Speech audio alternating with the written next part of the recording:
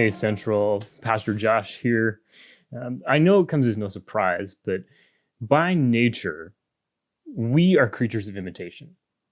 And this became really apparent the other day when my daughter Zoe, who loves the Moana movie, I mean, who doesn't? It's a great movie. But usually, when she watches it, she says, I'm Moana. And she'll be Moana for the day. And she'll run around singing songs from the movie. But she was watching it recently, and she actually turned to me and Leanne and she said, I'm Hey Hey.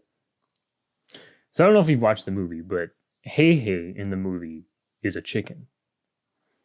That's it, a chicken.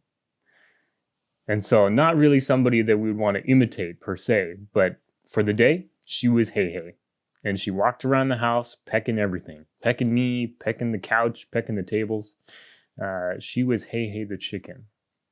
And so children mimic, their parents, the family members, friends, people they spend time around.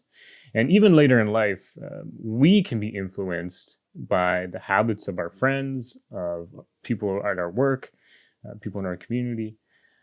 People naturally imitate, even if they don't realize it. And so this is one reason why lead by example is such a powerful principle. And it's also why leaders can change the direction of a whole community for better or for worse. There's a story in 3 John, verses 5 to 15. And a man named Diotrephes, who is an ambitious leader of the early church, misused his power and was unwilling to heed the advice of John and others who had reprimanded him. In his letter, a church leader known for his faithfulness and love, John gives this advice regarding Diotrephes. He says, Dear friend, do not imitate what is evil, but what is good. The one who does good is of God, and one who does evil has not seen God. 3 John, verse 11.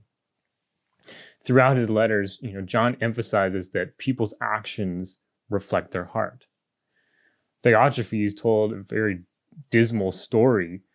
Whether he was a church leader or someone who battled for leadership, he was really characterized by his selfish ambition.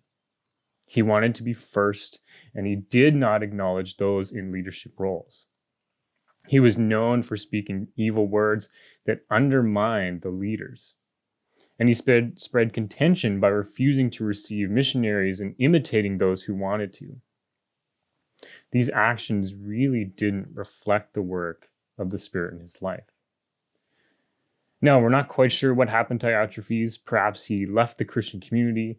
Perhaps he repented when John called attention to his deeds and what he was doing. His story, though, shows that we shouldn't imitate blindly. What we should be doing is imitating that of our Lord Jesus Christ and allowing the Spirit to work in and through us. And so I have 2 challenges. The first one is, where in your life do we need to be more careful of where we're picking up habits of those we may be imitating, reflecting? And number 2, where do we need to be setting a more positive example, a more Christ-like example? Perhaps there's young people around us that are following us, and we need to be setting more of a Christ-like example for them. And so those are my 2 challenges. Have a great Thursday.